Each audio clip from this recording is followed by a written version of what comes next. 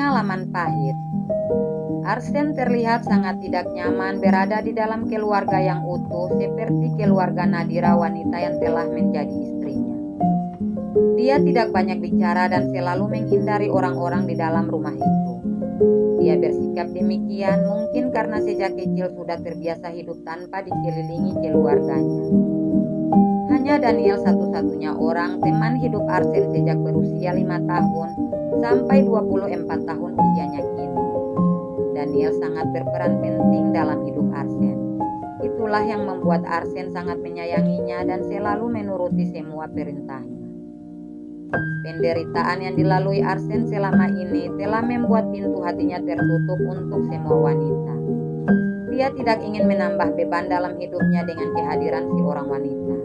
Karena bagi dirinya, wanita itu hanyalah sumber kehancuran si orang pria. Karena itulah yang dipelajarinya dari pengalaman hidup pamannya. Dikhianati oleh wanita yang sangat dicintainya, sampai membuatnya kehilangan kedua anaknya, juga kehilangan kesempurnaannya. Ternyata Daniel mengalami musibah itu saat berusaha menyelamatkan kedua anaknya.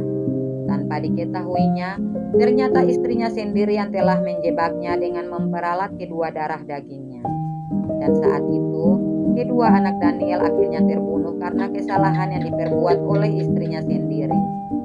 Hanya Daniel yang berhasil diselamatkan oleh beberapa orang anak buahnya. Wanita itu dengan tega menghancurkan Daniel hanya karena dia telah mencintai seorang pria yang tidak lain adalah saudara sepupu Daniel. Lelaki yang menjadi selingkuhan istri Daniel adalah orang yang ingin menghancurkan kejayaan keluarga Aefar. Saat itu Daniel benar-benar hancur kehilangan kedua anaknya, juga mengetahui pengkhianatan istrinya. Bahkan dia sempat berpikir untuk mengakhiri hidupnya. Tetapi kehadiran Arsen dapat mengembalikan harapan, juga semangat hidupnya yang telah hancur berantakan. Selesai sarapan, Arsen segera melangkah menuju kamar Nadira. Di balkon kamar dia menyendiri memikirkan situasi sulit yang sedang dihadapinya.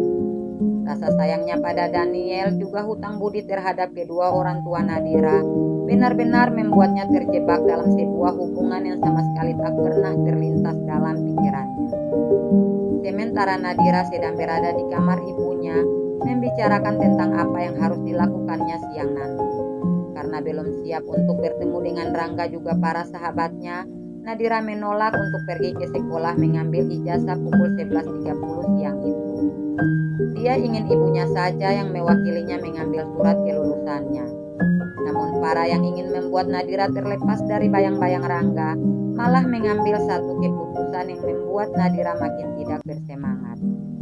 Buat apa kamu harus memikirkan itu? Semuanya sudah berlalu. Rangga hanyalah masa lalu kamu yang harus dilupakan. Apalagi kamu sudah punya kehidupan baru. Lagian orang tua nggak bisa mewakili untuk menerima ijazah anaknya, ujar Farah yang membuat Nadira seketika memasang tampang cemberutnya sembari berkata, tapi aku malu Bu. Apa kata teman-teman aku kalau melihat aku nanti? Apalagi si Rika, dia pasti bangga dan menyombongkan diri karena sudah memiliki Rangga.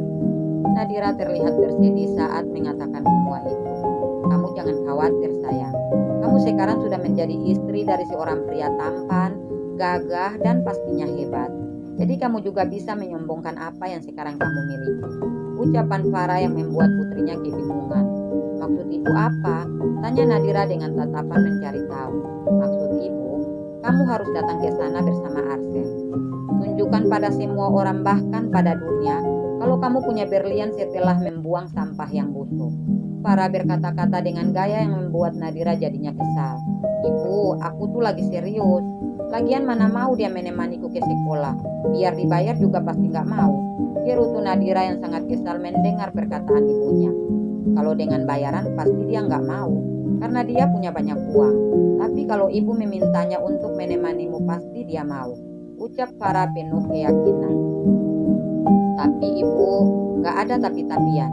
Kamu tinggal ikut saja apa yang ibu katakan, seru Farah dan langsung bergegas pergi meninggalkan Nadira sendirian di dalam kamar.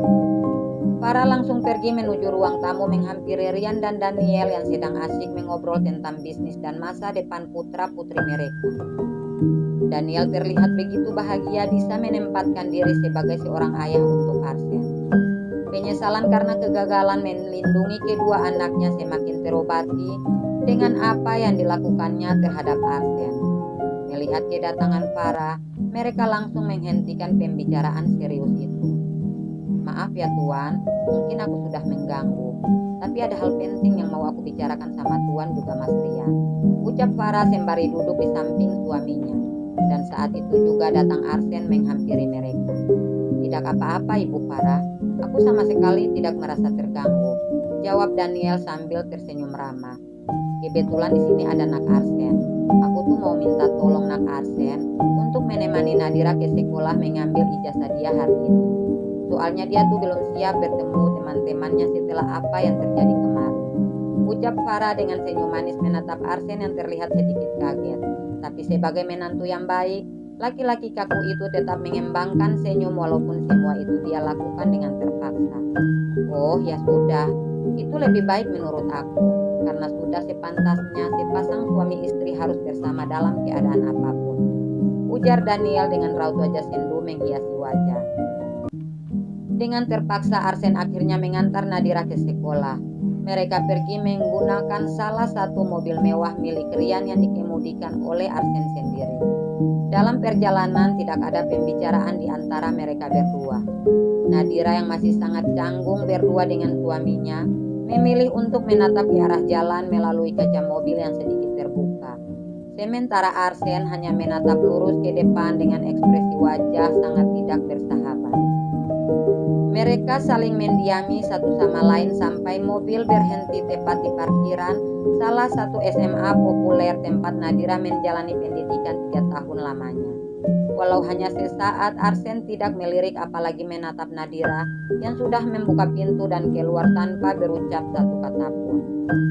Sebagai seorang wanita, Nadira pun tak sudi duluan menegur laki-laki beku dan cuek seperti Arsen.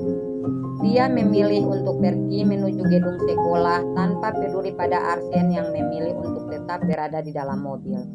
Tapi tiba-tiba langkah kakinya tertahan saat mendengar seseorang memanggilnya dari arah gerbang sekolah. Nadira, teriak Vina, salah satu sahabat baik Nadira yang datang bersama beberapa sahabat Nadira yang lainnya. Hei, kalian baru sampai juga, ucap Nadira berusaha tersenyum walaupun dia sedikit kaku menghadapi beberapa orang di hadapannya. Perasaan wanita cantik itu mulai tak menentu.